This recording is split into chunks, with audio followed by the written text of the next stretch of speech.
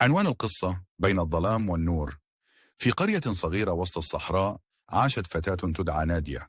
كانت نادية فتاة جميلة وذكية تعيش مع والدتها بعد أن فقدت والدها في حادث مأساوي عندما كانت صغيرة. كانت أمها تسعى جاهدة لتأمين حياة كريمة لنادية حتى تزوجت من رجل يدعى قاسم، الذي كان يبدو في البداية رجلا طيبا وحنونا، لكن خلف ذلك القناع كان قاسم يخفي وجها مظلما. كان يعود إلى المنزل كل ليلة متأخرا وقد فاحت منه رائحة الخمر، عيناه تلمعان بجنون وتصرفاته مشوشة.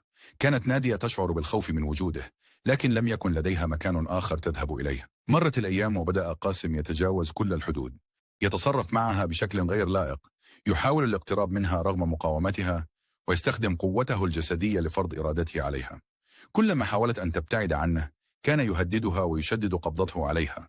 كانت نادية تعيش في كابوس يومي، غير قادرة على الهروب أو العثور على ملاذ آمن.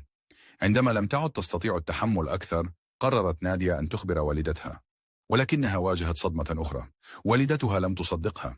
كانت والدتها تحت تأثير حبها لزوجها الجديد، وغالبا ما كانت تبرر سلوكياته غير اللائقة على أنها مجرد سوء فهم أو حالة سكر لا تستدعي القلق. كانت نادية تشعر بالوحدة واليأس، تحارب في صمت دون أن تجد من يقف إلى جانبها. قررت أن تأخذ الأمور بيدها، وأقسمت ألا تدع الظلم يسيطر على حياتها. بدأت تبحث عن طرق للخروج من هذا الوضع المأساوي. في إحدى الليالي، وبعد أن تعرضت لمحاولة أخرى من قاسم للاعتداء عليها، قررت نادية أن تهرب من المنزل. هربت إلى منزل عمتها التي كانت تعيش في المدينة الكبيرة. هناك وجدت نادية الأمان والدعم الذي كانت تبحث عنه. أخبرت عمتها بكل شيء، وبدون تردد توجهت العمة إلى السلطات ورفعت شكوى ضد قاسم.